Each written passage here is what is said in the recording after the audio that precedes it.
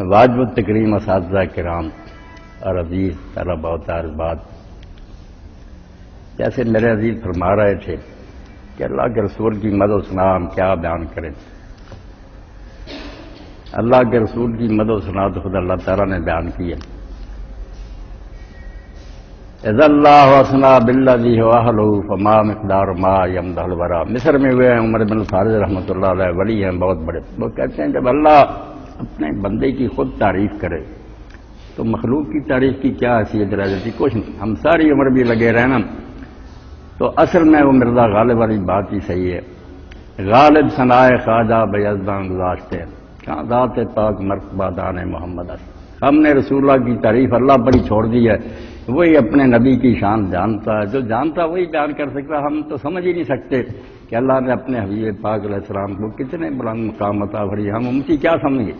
ایک ایک حدیث پر لوگوں نے کتابیں لکھ دی، ایک ایک روایت آپ کی جو ہے حکمت کے وہ ہے، ہزار ہزار مسئلہ علماء نے نکالا، اب بھی موتی ختم نہیں ہوتی۔ اس لیے ایسے نبی امی علیہ السلام کی شان میں بس خاموشی جو ہے نا وہی بہتر ہے۔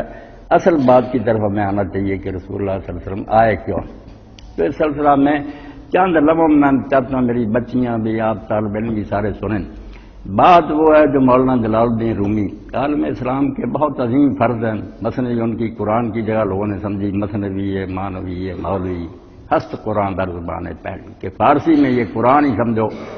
24 جلدوں میں مولانا شریف ثانی رحمۃ اللہ نے اس کی شرح لی، سب لفظ بلفظ میں نے پڑھی ہے۔ تو رومی رحمۃ اللہ علیہ بہت سی باتیں چھوٹی چھوٹی حکایتوں کی طرح بھی سمجھا دیتے۔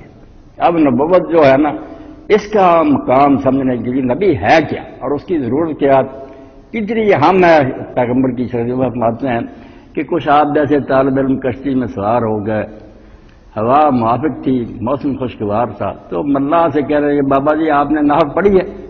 اب بابے کو کیا پتا تھا کہ نحو کیا ہے، صرف کیا ہے، منطق فلسفہ، کوئی سوال کیے؟ بابا کہتا رہا نہیں بیٹا میں نے تو نام ہی نہیں سنے۔ مذاق اڑانے لگے کہ بابا جی آپ کی تو آدھی عمر جائے گی، آپ پھر دنیا میں کیا ہے۔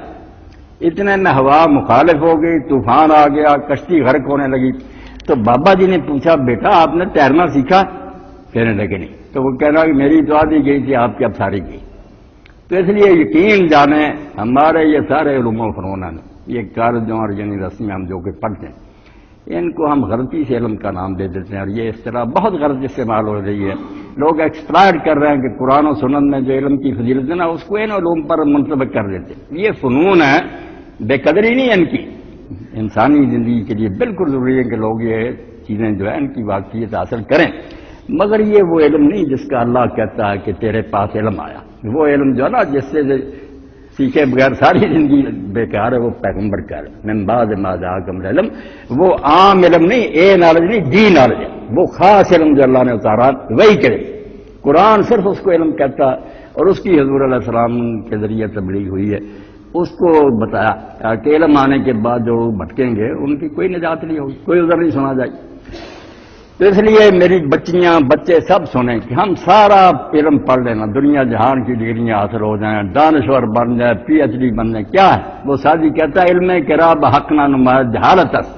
جس علم سے حق کا راستہ نہیں ملا، آدمی اپنی زندگی کا مقصد نہیں سمجھ سکا، یہ نہیں پتا چلا کس نے بھیجا، کیوں بھیجا، بعد میں کیا بنے گا، وہ علم نہیں ہے، جہالت۔ علم اس کا نام ہے جس سے پتا چلے کہ ہمارا آغاز کیا، کس طرح بنے۔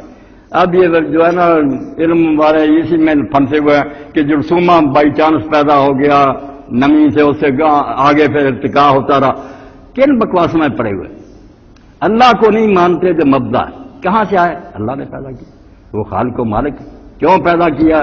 اس معاش کے لیے کہ یہاں زندگی کیسے گزارے، وہ مبدا تھا کہ ہمارا آغاز اللہ، کیسے زندگی گزاریں رسول وہ نظام لے کر آتا ہے کہ یہ کرنا یہ نہیں کرنا، معاد کہ جائیں گے کہاں، یہ آخرت اس کی خبر دیتا۔ تین ہی علم اصلی، مبدا، معاش اور معاد۔ اگر یہ نہیں ہم سیکھ سکے تو کچھ نہیں سیکھا، یہ سارا کچھ ذرا سب بیکار ہے۔ اسی لیے علامہ اقبال رحمۃ اللہ علیہ چیختے رہے کہ یہ جن کو تم روم کہتے ہو، جن کے در پہ ہو کہ ڈگریاں مل جائیں سارا، یہ کیا ہے؟ وہ علم نہیں، زہر ہے حرار کے حق میں، جس علم کا حاصل ہے جہاں میں دو کفے جاؤ۔ برا نہ منائے، ہم سب لوگ پڑھتے ہیں کہ کچھ نوکری مل جائے، کچھ پیسے ملیں، گزار کر کسی نے ٹوکری اٹھا لی، کسی نے کتابیں بیچ لی، علم نہیں آیا کہ ہمیں پیدا کس نے کیا ہے، کیوں کیا ہے، بعد میں ہمارا انجام کیا ہوگا، یہ وہ علم ہے جو پیغمبر دیتا ہے۔